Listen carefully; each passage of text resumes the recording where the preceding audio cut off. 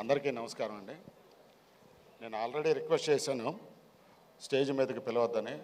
Okay sir, మనం కిందకి వెళ్ళి మాట్లాడదాం. మా గ్రౌండ్ ఇంటరాక్షన్ కూడా వచ్చు. అంటే మా ప్రాబ్లం మాకుంది, ఈ పొట్ట బిగించి మాట్లాడలేకపోతున్నాను బ్రీతింగ్, అందువలన. నేనెవరితో చెప్పుకోవాలి సార్, కొన్ని సంవత్సరాల నుంచి బిగించుకొని ఉన్నాను. వద్దండి, మీకు దండం పెట్టేస్తాను, మీరు ఎప్పుడైనా మరి డామినేషన్. కానీ సార్,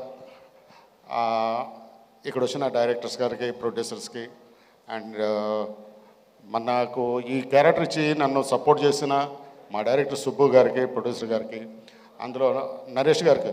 సార్ మీరేమనుకుని ఉంటే మొన్న కొంచెమే చెప్పా, ఇంకో ఎపిసోడ్ చెప్పమంటే చెప్తాను. ఈ నరేష్ గారు క్యారెక్టర్లో ఎంత ఇన్వాల్వ్ అయ్యారంటే అసలు ఆయన బయటికి రావడానికి కూడా ఇది లేదు, అంత ఇన్వాల్వ్గా చేశారు. డెఫినెట్గా సినిమా సక్సెస్. తర్వాత నేను అసిస్టెంట్ డైరెక్టర్ని అడిగానండి ఒక మాట, నరేష్ గారు ఇంత ఇన్వాల్వ్మెంట్లో చేస్తున్నారు, నన్ను కొట్టే సీన్లు ఏమైనా ఉన్నాయా, వీడు తండ్రి మంచివాడు కాదని కొట్టే సీన్లు ఏమైనా ఉన్నాయా అని అడిగా. ఎందుకు వచ్చింది సార్ డౌట్ అన్నారు. నరేష్ గారు చూడడానికి సన్నగా ఉన్న, చేతులు పల్సగా ఉన్నాయి, తగిలిందంటే వాత తేలిపోయిద్ది, ఆయన ఇన్వాల్వ్లో నాకు తండ్రి అంటే అసహ్యం అని చెప్పి కొట్టాడు అనుకోండి, నాకు మటుకు వాత తెలియదు ఏమైనా ఉన్నాయంటే, మీరు అలాంటి ఏం భయపడద్దు సార్, ఏమీ లేదు, ఆయన లుక్కులతోనే మిమ్మల్ని చంపేస్తాడు అన్నారు. ఓహో, ఇది కూడా ఉందా, పోనీలేండి, కొంచెం ఆయనకు దూరంగానే మెయింటైన్ చేస్తానన్నాను. సార్ నరేష్ గారు, ఈ క్యారెక్టర్ని ఫస్ట్ నుంచి ఇప్పుడు వరకు సినిమా అయిపోయే వరకు మీరు ఇన్వాల్వ్మెంట్ చేసినందుకు మీ పెర్ఫార్మెన్స్కి నా నమస్కారం సార్. నిజంగా ఈ విషయంలో మట్టుకు మిమ్మల్ని నేను ఫాలో అవ్వాలి సార్, ఎందుకంటే అంత ఇన్వాల్వ్మెంట్ నేను చూడలేదు. తర్వాత స్క్రీన్ మీద చూసిన తర్వాత ఇట్ ఈజ్ ఎక్స్ట్రాడినరీ సార్.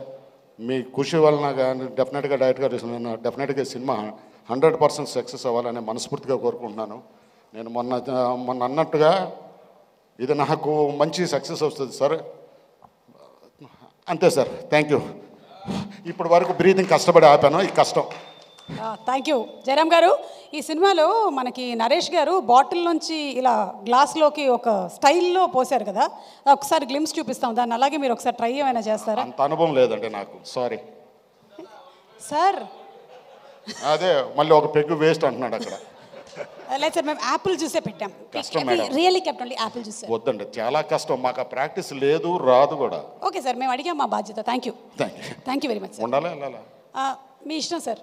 సరే అయ్యో, పర్వాలేదు సార్. యాంకర్గా నాకు ఇంకో బాధలు కూడా తెలుసు, పొట్టని బిగపెట్టడం మాత్రమే కాదు, కాళ్ళు కూడా నొప్పేస్తాయి. మీరు వెళ్ళి కూర్చోండి.